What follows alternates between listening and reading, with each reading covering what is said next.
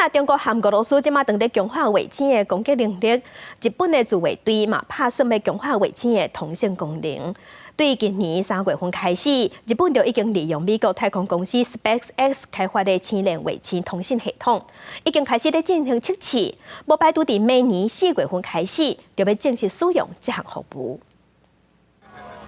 许多中国甲俄国对其他国家卫星用电波干扰装置，妨碍其他国家卫星运作的影响。日本自卫队为今年3月开始，利用美国企业开发的新链卫星通信系统做测试。为了防范这款干扰攻击，可能让自卫队的通信卫星瘫痪，无法度及时部署部队。日本防卫省透过代理商签约，开始测试新链服务，甲卫星接收器、这通信器材配置伫陆海空自卫队的 部队基地甲驻防地拢总在个所在，用军事训练的方式来检验是毋是有运用操作的问题。新链卫星通信系统是美国企业家马斯克的太空探索公司 SpaceX 开发，是一款距离地面550公里、挖进地面的轨道上连接真济小卫星来运作的通信系统。就算其中几台卫星受到破坏，嘛会当继续通信。过去就捌伫俄乌战争内底协助乌克兰的网络通信。 这是日本防卫省伫发现2个家己研发、距离地面36000公里远的 X 频段通信卫星以外，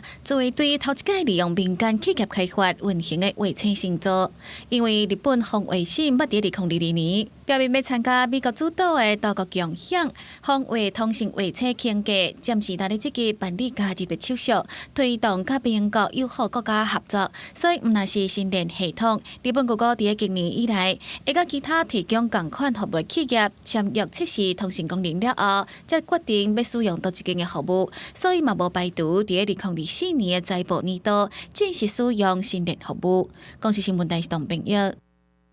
在关心日